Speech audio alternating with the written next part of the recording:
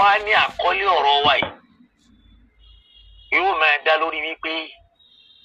ṣe pé àwọn kan sọ pé an-Nasara wọ́n ní kìrìsìtẹ́nì ní jẹ́ bẹ́ẹ̀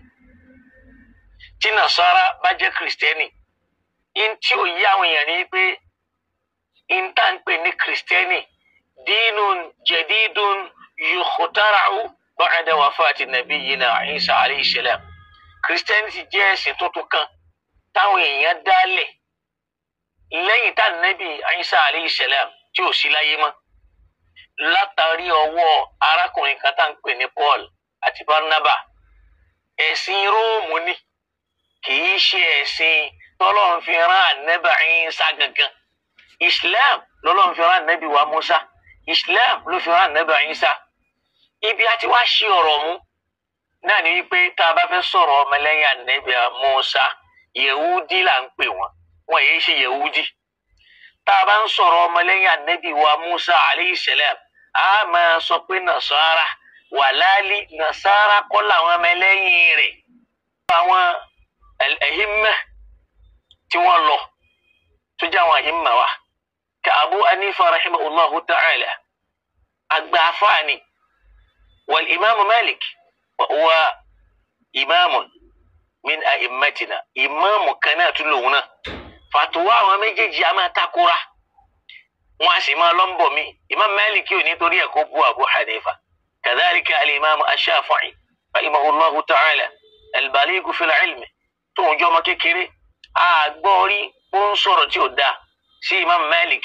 látara wípé wọ́n ní ikhtilaf fi ra'yi bí alákàyè wọn ìrònú wọn kò papọ̀ ń bò mí bákan náà lárí al-Imam Ahmad ibn Hanbal àgbọ̀ rí tó ń bú Imam Shafi'i àbí ká máa búra wọn bẹ́ẹ̀ lárí nínú àwọn sahaba al-kiram radiyallahu ta'ala anhu táwọn ọ̀rọ̀ wọn náà wọ́n ní àwọn ikhtilaf al-ara' ifun fi tafasir wa ikhtilaf al-ara' fi al-ahkam al-fiqhiyya am ash-shar'iyya ọ̀rọ̀ wa máa takora wa máa dhalika àgbọ̀ pé sahaba kan bú sahaba kan látara ikhtilaf al-ara' ilé ya máa ṣẹlẹ̀ kí ló dé pé lásìkò tiwa àwa wá rí àwọn ọ̀dọ́ ọmọ kékeré tí wọ́n máa bú ẹgbẹ́ bàbá wọn mẹ́nìkan ní ọjọ́ orí látara kíni torí wípé wọ́n ronú báwọn fẹ́ dàgbà tó sì já sí pé àwọn àgbàlagbà máa sọ fún wa pé tí àgbà rí tójú rẹ̀ fi jìdò tọmọdé bá rí yóò fọ́ lójú ọmọdé ò sì ní aṣọ títí kó wá lákìsà bí àgbà tòun torí pé kíni o àkísà fúnra rẹ̀ òun náà ti lọ gbàrí tí ó máa túmọ̀ sí pé ọmọdé ń bọ̀ wá dàgbà ńjọ́ kan in tó ṣe é lẹ́yìn yóò padà wá jẹ́ ló fi ń já sí pé nínú ìrírí ayé ìrírí tá ń pè ní experience ó gbọ́dọ̀ jọba nínú gbogbo ohun tí ẹ̀dá bá ń ṣe kì í ṣe pé yẹn kàn máa bọ́ ta tí ó máa pè rẹ̀ lálágbọ̀ yìí ẹ máa ríru wọn yadda'i al-fahma li nafsi wọ́n máa pe àpèmára àgbọ́yé sọ́dọ̀ ara wọn wal-fahmu ba'idun an ẹ máa rí pàgbọ́yé yẹn ò sí lọ́dọ̀ wọn wa yadda'i al-ilma ila anfusihim wọ́n máa pe àpèmára mímọ̀ ẹ wá ní rí àpẹẹrẹ mímọ̀ kan tẹ́ẹ̀bì sọ pé onímọ̀ ò gbọ́dọ̀ ṣe báyìí rí kò ní rí bẹ́ẹ̀. mo ní nínú àwọn tàfàṣírì tó kó bá wa àwọn gba àwọn àfáà ti tú kinní kan ẹlòmíì ò sì gbọ́dọ̀ tú mi ẹnìkan ti sọ nǹkan kan ẹlòmíì ò gbọ́dọ̀ sọ nǹkan mi ló kó bá wa dọ̀la ló fi ń já sí pé ìrònú àwọn èèyàn nìkan la fẹ́ jogún wọ́n á sọ pé nínú àyà tí màá tú lálẹ́ yìí ẹ rí i pé nínú àwọn àyà yìí àwọn ọkùnrin wà tó yẹ pé àfọwà Ibn Kathir lápẹẹrẹ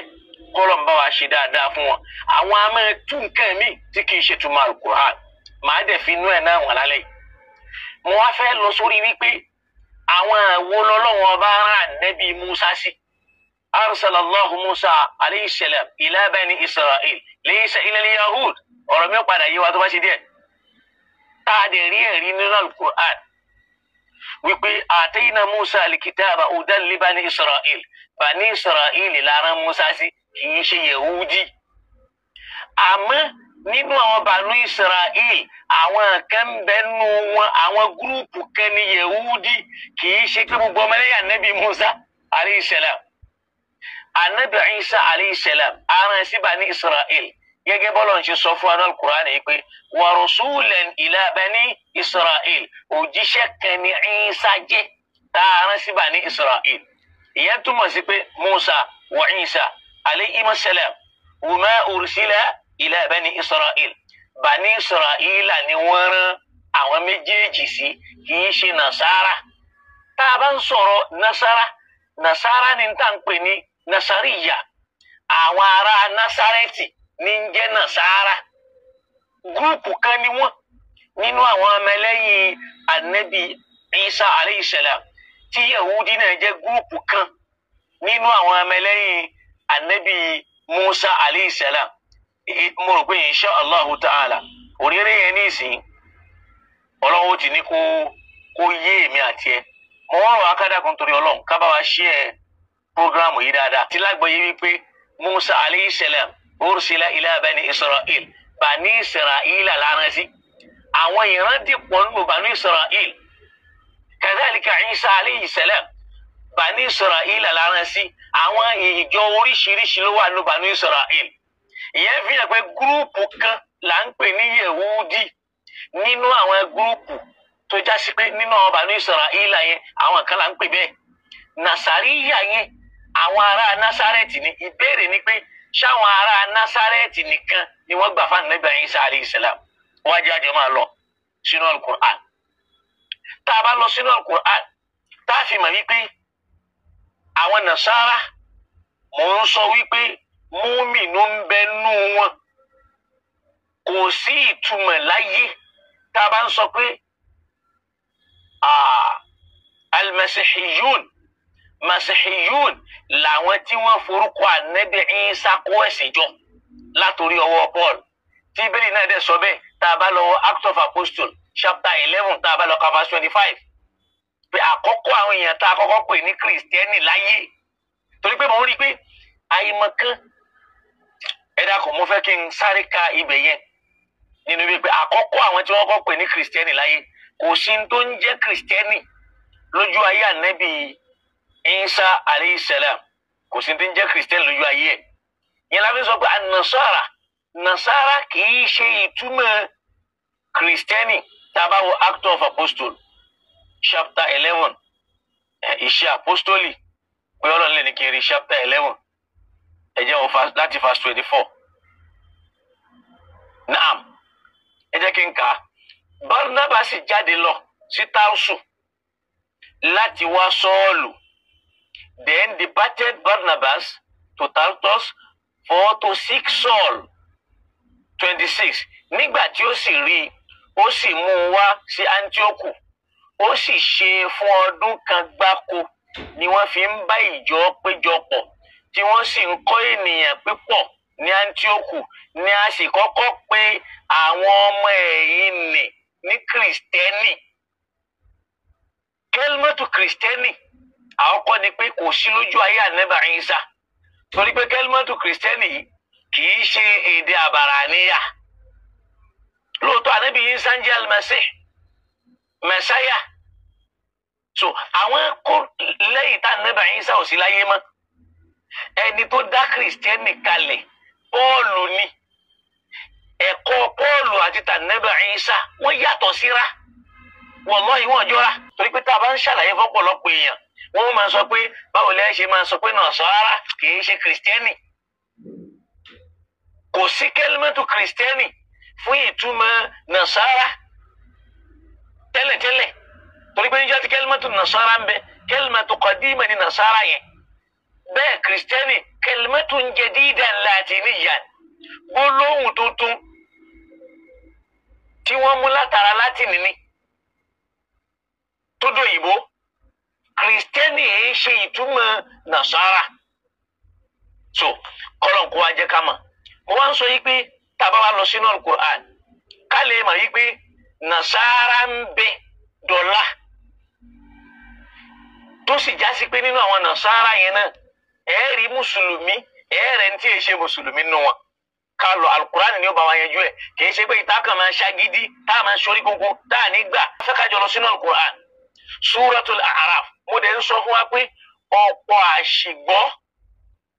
ló ti dá wàhálà alẹ́ nínú ìgbésí ayé Islam níjọ́ tó lọ́n fẹ́ràn ní Muhammad sallam kò rán nẹ́bì sáwọn alárúbáwá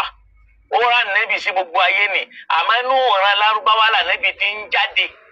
káwá máa sọ wípé Kùrẹ́ṣì ni Ọlọ́run bá rán nẹ́bì sí bá a ṣe ń sọ pé Nàsárà tá à ń sọ pé Yehudi. Naam, Ọlọ́run dẹ̀ sọ pé ma arsalnaka illa kafatan linnas bashiran wa nadhira walakinna akthara an-nas la ya'lamun. Naam, masha Allah. Ìyàtọ̀ ń bẹ láàrin Kristẹni àti Nàsárà. Nàsárà àti Kristẹni yàtọ̀ síra. Mo dẹ̀ ti sọ nínú ọ̀rọ̀ mi wípé màá padà mo ní Nàsárà Ànábì Ìsá bá wọn Nàsárà ló gbà. Ànábì Ìsá ò bá Kristẹni ló gbà. Pọ́ọ̀lù àti Báránábà ló dá Kristẹni ilẹ̀ ní Antioku ní Róòmù. Ẹ jẹ́ ká máa ṣí làákàyè wa. Ká má máa fi ẹ̀mí kèéta ẹ̀mí ideology ká máa fi gbọ́rọ̀ kọ́lọ̀ kó ṣíjú àánú wa kó ṣe dáadáa fún ní kálukú wa. Masha Allah. A wá rí i pé mo lọ́lọ́run kì í ṣe Yehudi àwọn gúrúùpù kan ni wọ́n nínú àwọn groups tó wà lẹ́yìn Ànábì Musa nínú Banu Israel. Nasara gúrúùpù kan làwọn náà nínú àwọn gúrúùpù Banu Israel.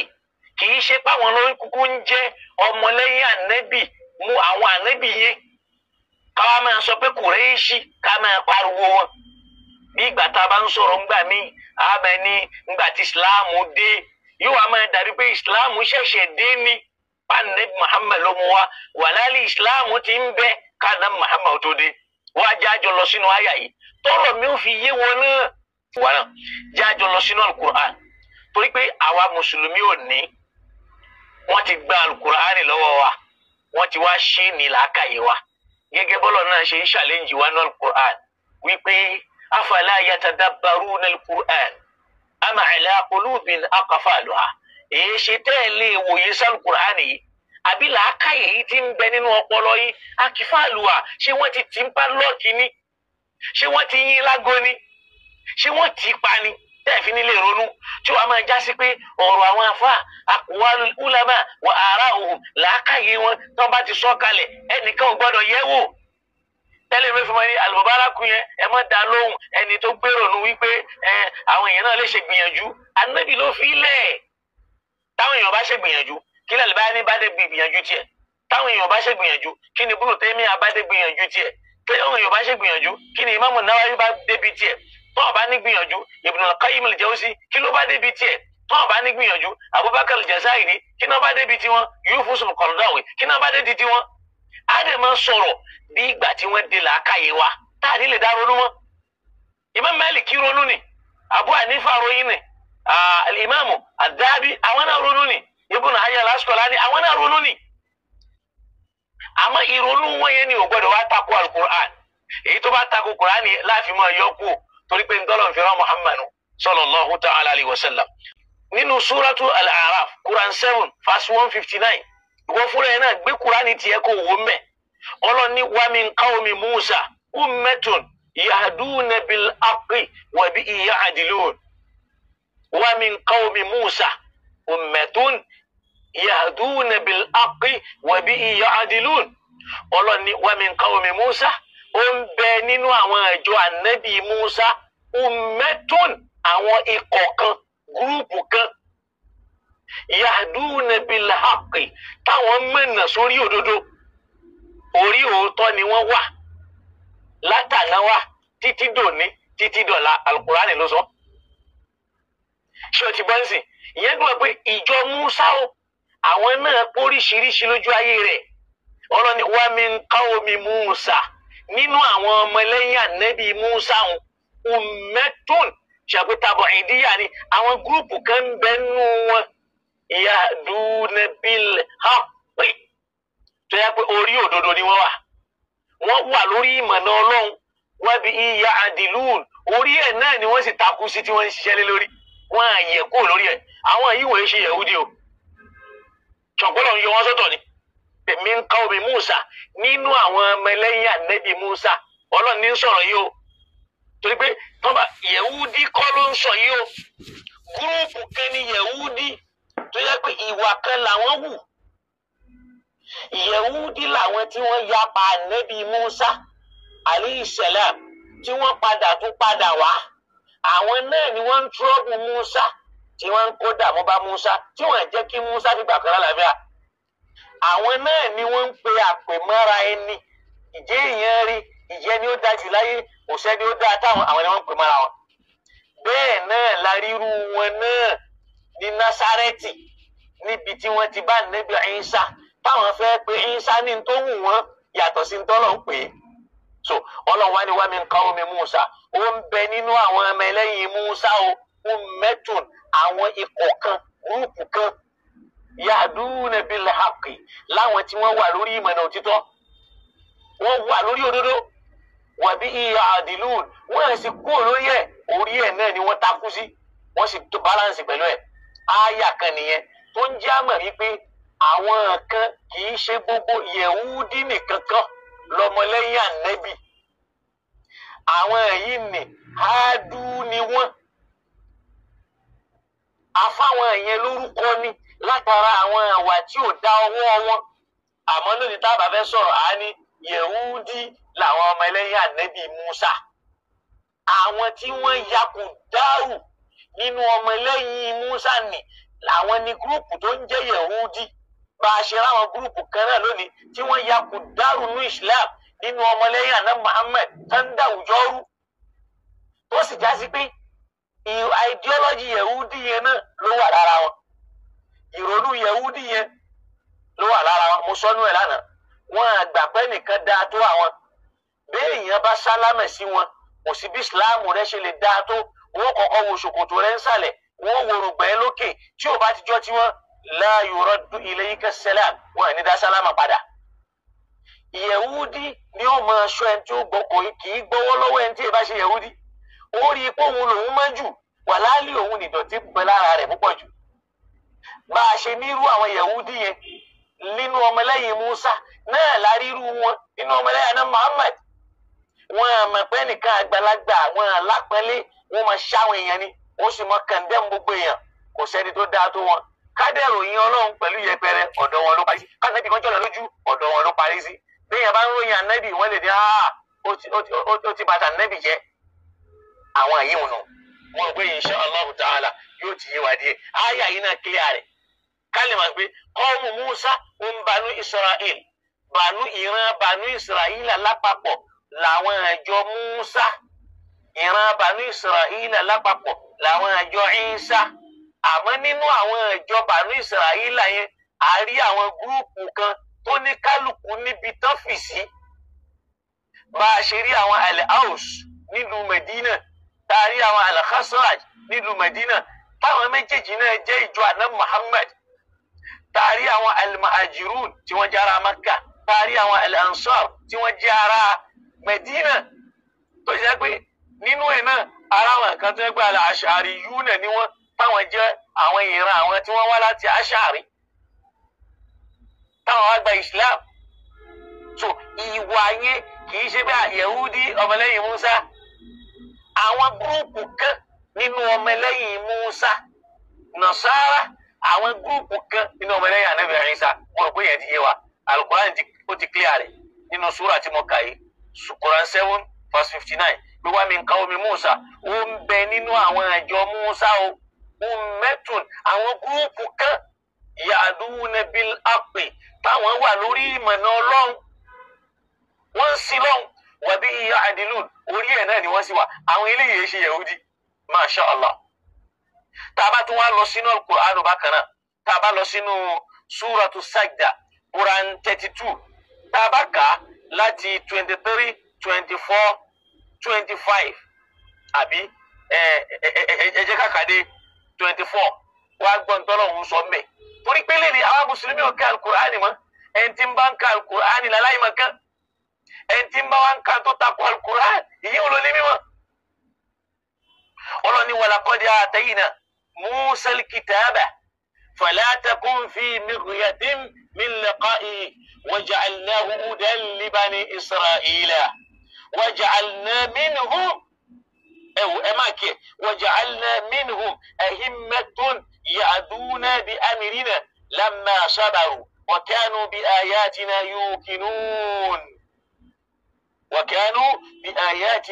يوقنون وأكبر طرف ọlọ́ni wa laqad atayna Musa al-kitaba àwọn ọlọ́run fún ànábì Musa ní tírà ọlọ́run wá ń sọ fún ànábì Muhammad alayhi salatu wa salam wípé fala takun fi miryatin min liqa'ihi má ṣe iyèméjì níbi tírà náà tó bá pàdé táwọn àfa bá fẹ́ túbí wọ́n tún tútù mọ nǹkan mi wọ́n á ní tọ́lọ́run sọ fún ànábì bẹ́ẹ̀ ni pé tó bá ti bá pàdé ní al-Miraj kò gbọdọ̀ dáùtù Musa tó bá pàdé pé Musa rèé astaghfirullah rèé ẹ̀wọ̀n tálùkùrá rèé sọ ẹ̀wọ̀n tí wọ́n tù fún wa. wọ́n ní walaqad atayna Musa al-kitaba àfún Musa ní tírà o ọlọ́run sọ bẹ́ẹ̀ fún Muhammad fala takun fi miryatin min liqa'ihi má ṣe iyèméjì níbi bíbá tírà náà pàdé tó o bá bá tírà Musa pàdé má dáwùtú ẹ̀ torí pé ìwé ọlọ́run ni òfin ọlọ́run ni. waja'alnahu hudan li bani Isra'il a ṣe ìwé náà ní ìmọ̀nà fún Bani Isra'il lọ kátàfàṣírù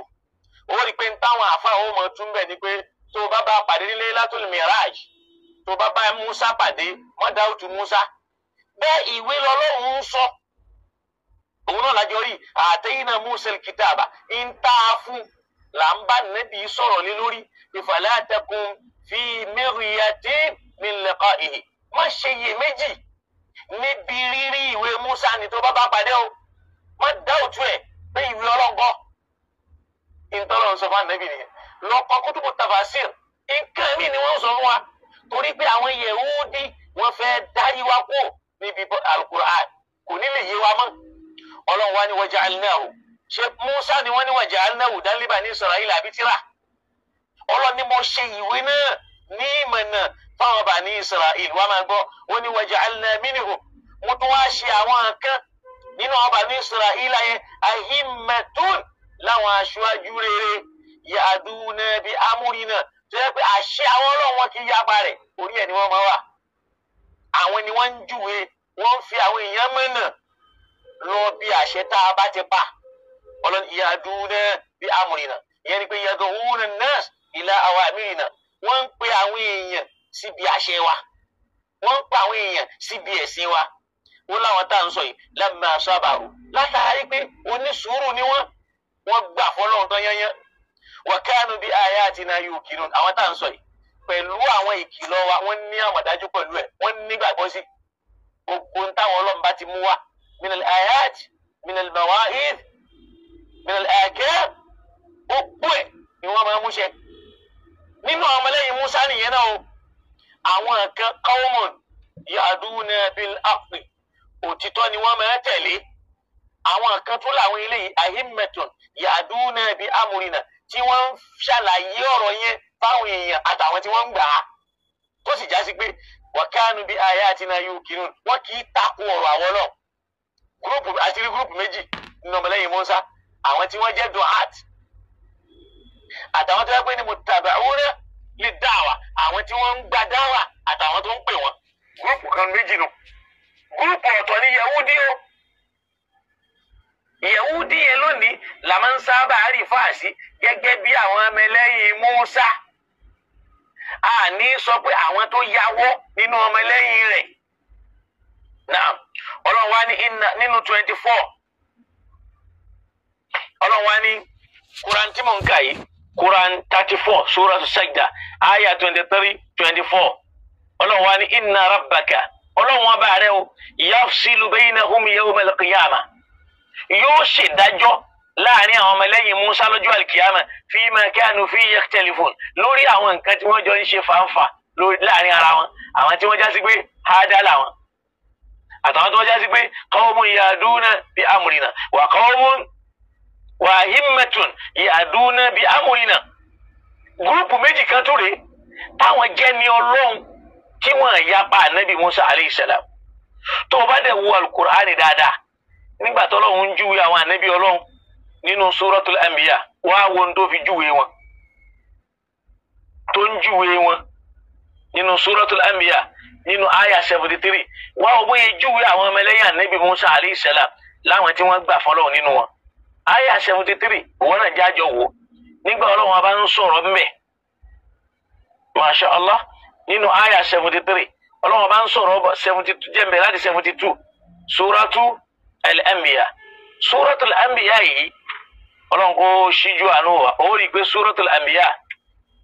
tá a bá wò ní tartil ó rí i pé Quran 21 ni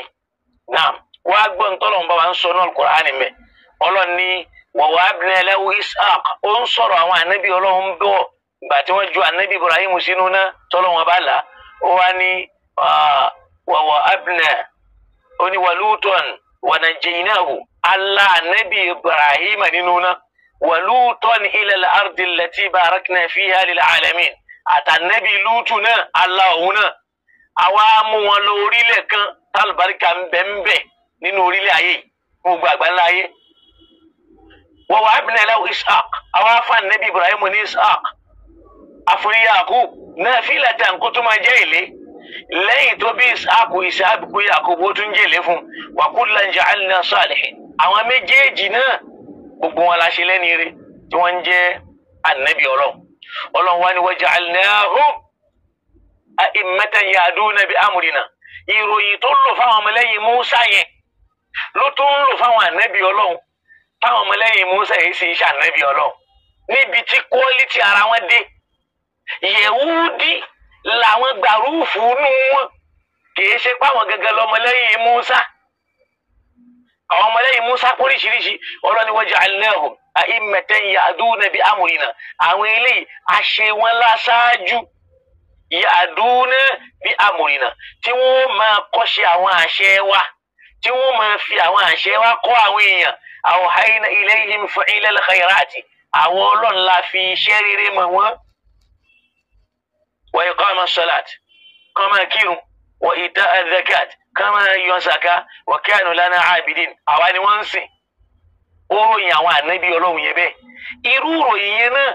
ló tún lọ fi ròyìn àwọn ọmọlẹ́yìn Musa tí èṣe Yehudi náà ìyẹn lọ bẹ́ẹ̀ tá a bá tó àyà tí mo kà yìí mo kàn mú yẹn wá ni pé ìròyìn tó fún àwọn ànábì ọlọ́run ó fún àwọn ọmọlẹ́yìn Musa alayhi salam tó bá tún wá lọ sínú al-Qur'an tá a bá lọ sínú suratu Ali Imran aya 113 to 115 ibẹ̀ yẹn ni mo fẹ́ ti mú tí ìmáàmù Ibn Kathiri tú tí ò sì rí bẹ́ẹ̀ wọn wá lẹ́nìkan fẹ́ máa tún nǹkan mi wọ́n náà lọ sí tafsir Ibn Kathir títúmọ̀ rẹ̀ bá papọ̀ mọ́ ntọ́lọ̀ ń sọ ní al-Qur'an fún wa ẹ sì la gbọ́dọ̀ gbà torí pé Ibn Kathir ni Ibn Kathir pé Pọ́ọ̀lù àwọn mùmínì ahlul kitab lọ́lọ́ fẹ́ ṣàlàyé yìí o ọlọ́ni laysu sawa'an min ahlil kitabi ummatun qa'imatun yatluna ayati llahi ana al-layl wa hum yasjudun kí n tó tú àyà yìí ẹ jẹ́ ká gbọ́ ní tí a fà wá Ibn Kathir tú nínú àwọn politics tí ò dáa tí wọ́n gbé wọnú ẹ̀sìn tó ń jẹ́ dààmú lónìí fún àwọn tó ń pera wọn ṣàlàyé pé tí lápẹẹrẹ babaláyége bá tú nǹkan wọn a máa yí ẹ jẹ́ ń fún yín lápèjúwe kan nígbà tí bàbá ní umirtu an uqatila an-nas pé ìtumọ̀ tí ń bẹ́ẹ̀ yẹn wọ́n pa mí láṣẹ kí n máa bá àwọn èèyàn jà kí n pa wọ́n ni kí ló sọ ọ́ di pípa náà ni wípé àyàfi tí wọ́n bá gbà bọ́lọ́ làwọn máa ṣe wa idha fa'alu dhalika má jẹ́ mú pé tán bá ti ṣe bẹ́ẹ̀ aṣọ mọ́mì ní ìdìmá òun ẹ̀jẹ̀ wọn ò ní lè tààlẹ̀ lọ́wọ́ mi mọ́ ìyẹn ló sọ qatila yẹn di pípààyàn torí pé ó ti mú ẹ̀jẹ̀ dání ìyẹn fi hàn wípé tọ́ọ̀ bá gbà máa pa wọ́n tọ́lọ́hún dẹ̀ ń sọ nǹkan mí náà Al-Qur'ani pé la ikraha fi ddin kò sí jẹni nípa nú ẹ̀sìn afa anta tukrihu nnasa hatta yakunu mu'minin ṣé wàá fẹ́ jáwé èèyàn ń pa nínú ẹ̀sìn pé àbíkán gbà mí gbọ́ ni law sha'a rabbuka la amana man fil ardi kulluhum jami'a tó bá yẹ kó wọn lọ ní gbogbo ayé ni ó gbà fún mi. Al-Qur'an di clear ànábì kì í ṣe amúni tipátipá wọ́n dẹ̀ rọ àdísù yẹn má nẹ́bí ni torí pé umiritu wọ́n pa mí láṣẹ a ní uqatila an-nasa kí n máa pa àwọn èèyàn ní bẹ́ẹ̀bẹ́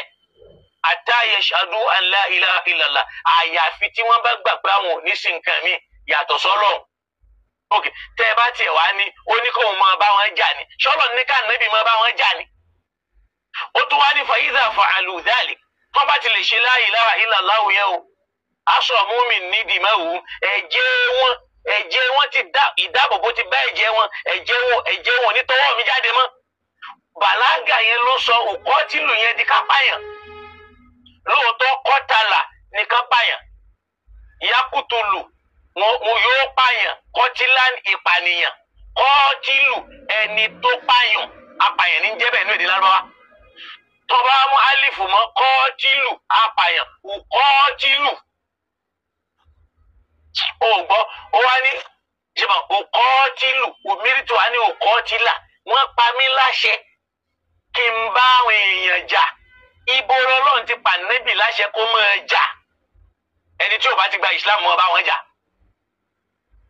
Kámbèlè tẹ́ pé fàyídà fún àlùdàlíkà májẹ̀mú ni pé wọ́n bá ti lè gbá ntí mo wí nì àsọmúmi nídìí mọ́ òun ẹ̀jẹ̀ wọn ò ní tálẹ̀ lọ́wọ́ mi mọ́. Ó fi hàn pé kápá yẹn ló wà ńbẹ̀.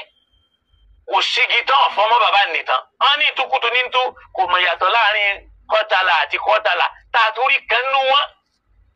Tààrí gẹ́gẹ́ bí àfáàgbà láwùjọ wọn tóun náà ń sọ pé ẹ mọ̀ dábìí ibù lóhùn o ṣètọ́nù ní yọ lẹ́nu o ọmọ ní ti ń ṣe o ṣètọ́nù ló wọnú rẹ o lọ́mọ kíwú sáàfà torí pé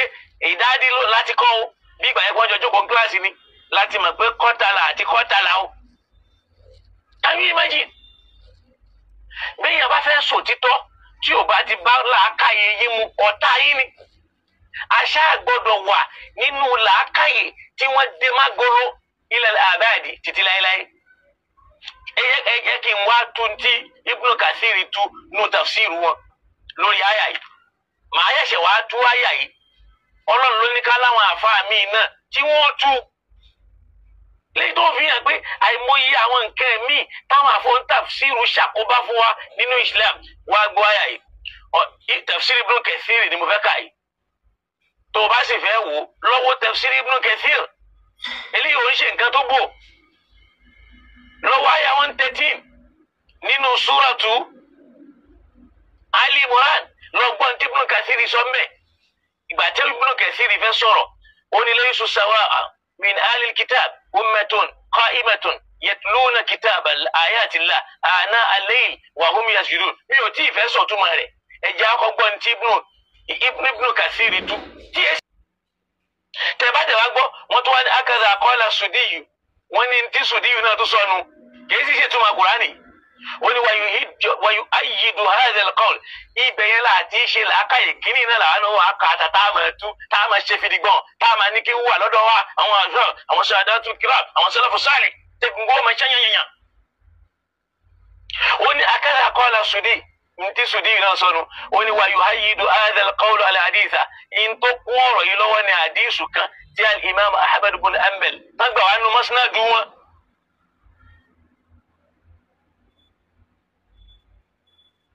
So in tí wọ́n túre o àmọ́ kì í ṣètúmọ̀ àyà yìí ẹ wá jẹ́ ká wá ka àyà yìí kájọ gbọ́ túmọ̀ rẹ̀. Ọlọ́run ní laysu sawa'an min ahlil kitabi wọn a lè fi wọn wéra wọn àwọn tí wọ́n jẹ́ ahlul kitabi yẹn a lè ṣe kí ni wọn lè dọ́gba ummatun àwọn gúrùpù kan nù wọn ẹgbọ́n mi yóò laysu sawa'an min ahlil kitabi a lè fi wọn wéra wọn nínú àwọn onítìrà yẹn àwọn ọmọlẹ́yìn ànábì Musa ni a lè fi wọ́n wéra wọn ummatun àwọn àjọ kan nù wọn qa'imatun báwọn jẹ́ pé ní wọ́n dúró lórí òtítọ́ yatluna ayatillah àwọn tí wọn ọ̀rọ̀ Ọlọ́run ni wọ́n mú lọ́kọ̀ọ́dùn ana al-layl lọ́gọ́jọ́ òru wọn àti ní gbogbo ìgbà wa hum yasjudun Ọlọ́run ni wọ́n ń forí kanlẹ̀ fún. Torí pé wọ́n fẹ́ yọ ọmọlẹ́yìn Musa pé wọ́n pẹ̀lú àwọn tí wọ́n ń forí kanlẹ̀ wọ́n á ní a lè fi ọmọlẹ́yìn Musa wé kí ló kọ ọmọlẹ́yìn àná Muhammad pẹ̀lú àyà yìí. Ọlọ́run laysu sawa'an min ahlil kitabi ummatun a lè fi wọ́n dọ́gba ara wọn ìjọ kan nínú àwọn ahlul kitab pẹ̀lú àwọn ìjọ míì tí kì í ṣe rúwà yìí nínú wọn. Ṣọ̀pọ̀ ti sọ fún wa wípé minhum àrínú ọmọlẹ́yìn Musa wà mí kọ́ mi Musa ummatun yahduna bil haqqi wa bihi ya'dilun nínú suratul A'raf 159 pé nínú àwọn ọmọlẹ́yìn Musa ń bẹ àwọn ikọ̀ kan yahduna bil haqqi tó jẹ́ pé àwọn wà lórí ìmọ̀nà òtítọ́ wa bihi ya'dilun orí ẹ̀ ni wọ́n sì tán sí orí ẹ̀ náà ni wọ́n wà. ok àyà yìí wá ń sọ fún wa pé adìrẹ àwọn kan tó jẹ́ pé wọ́n dúró lórí irú nǹkan ni Ọlọ́run wá ní laysu sawa'an min ahlil kitabi ummatun a lè fi wọ́n wéra wọn o nínú àwọn ahlul kitabi yẹn o a lè fi wọ́n wéra wọn ummatun ìjọ kan yẹn ni pé àwọn ikọ̀ kan qa'imatun tó jẹ́ pé àwọn tí wọ́n dúró déédéé yatluna ayatillah àwọn ọmọ nǹkan míì nínú ìgbésí ayé wọn kọjá kó tẹ̀lé ìfẹ́ Ọlọ́run kó tẹ̀lé ẹ̀sìn Ọlọ́run kó dúró lórí ọ̀rọ̀ Ọlọ́run. àwọn tá à ń sọ yìí wa hum yasjudun Ọlọ́run nìkan ni wọ́n ń forí kalẹ̀ ẹ̀kú ni wọ́n ń sìn nígbà táwọn fẹ́ tu ẹgbọ́n táfà tu àfààní la yastawi ahlul kitabi wa ummatu Muhammad ìjọ anabi Muhammad àtàwọn ìjọ ahlul kitabi a lè fi wọ́n wéra wọn. kí ni ìjọ yìí fi kan Muhammad dábàá wa sọ ẹ̀wọ̀n lè ní ṣé ó máa kí ìyẹn kọ́ là ń sọ àní níbí ní ìsìn ìntí Ibn Kathir tú fún wa yìí kìí ṣe túmọ̀ rẹ̀ tó bá dẹ̀ wá rí orí pé laysu sawa'an min ahlil kitabi ummatun qa'imatun illa wallahu alimun bil muttaqin so eléyìí tó bá dẹ̀ lọ́wọ́ tafsiri àfáà mi òun ra àwọn ẹ̀mí tí wọ́n tú dáadáa òun rí wọn àmọ́ tí Ibn Kathir yẹn lọ́pọ̀ àwọn Sunnah gbé lórí káwá sọ pé tí Ibn Kathir tú yìí o òun la gbọ́dọ̀ wá gbé dání káwá lẹ́nu tó bá wá tú míì tó yapa rẹ̀ káwá ní ìrònú míì lòun wá ń gbé wá kò mú rònú àwọn àfáà òun tafsir wa àkọ́kọ́ mọ̀ pé ẹni tó ń sọ kò lálàáfíà tó bá sì bẹ̀rẹ̀ sí ní ká ọ̀pọ̀lọpọ̀ àwọn tafsir wọn náà àwọn náà ń tú nǹkan yìí wọ́n ń tú sòkòrò kó ṣíjú àánú wa kó ràn wá lọ́wọ́ Islam yìí ṣe tẹ́ni kankan Ọlọ́run ló ní nǹkan rẹ̀. Òjò ló gbé. Ẹ̀jẹ̀ àjọsọ irọ́ ò máa pọ̀ nílé tèwé tàgbà ẹni Ọlọ́run fẹ́ máa lọ sódodo. Ohun tó gbé wa wá tàbí débi ohun tó gbé wa wá.